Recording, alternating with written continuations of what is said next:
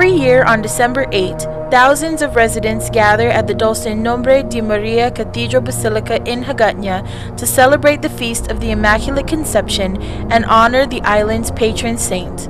The event typically consists of reverent prayer and a procession of the faithful around the village.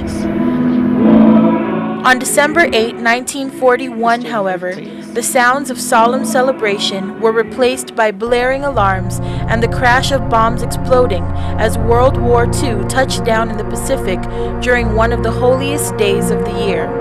The attack on Guam began only a few hours after that on Pearl Harbor, Hawaii.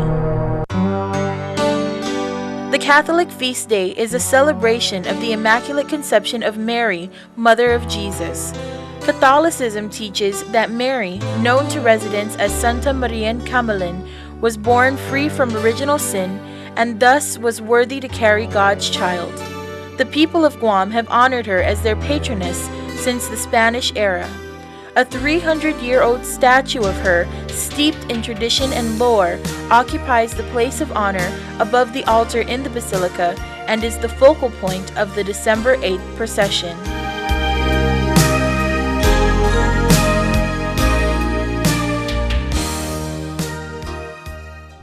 When the bombing started that day, many residents were in Mass, either at the cathedral or in various churches around the island. Life here in Guam, was centered around the church. December 8th is a holy day of obligation, which again is almost akin to a Sabbath day. According to Ramirez, the attacks were centered on the village of Sumay, present-day U.S. Naval Base Guam, because of the presence of Navy and Marine forces and ships that were based at Apra Harbor. 2 days after the attack, on December 10th, Japanese forces stepped foot on Guam and began their tyranny. The village of Hagåtña, once the center of activity and social life for the Chamorro people, became the Japanese headquarters. Shortly after their takeover, the Japanese executed several to demonstrate their power. This was to serve as a reminder that the people of Guam again had to live under the Japanese dictates. Life was very harsh for the people who, especially it was a very rapid transition of an exchange of power, from the United States system to a Japanese system, which was more regimented, more disciplined than the lax American, structure of living.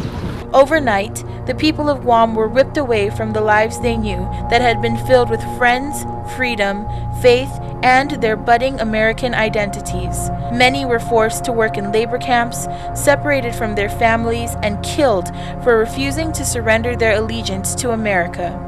In 1944, Uncle Sam returned to Guam and liberated the island from its captors, as so many residents believed would happen. Today, despite the atrocities of World War II and capture of the island that December day, residents still honor their patroness and give thanks for her many blessings. Ramirez added that while this is not the only December 8th occurrence that has brought hard times upon Guam's people, Super Typhoon Fung hit Guam December 8, 2002. The many tests that come on this day have not shaken the dedication of the faithful. I think sometimes it, in a way, I think it kind of strengthens the beliefs of Chamorro on this particular feast day.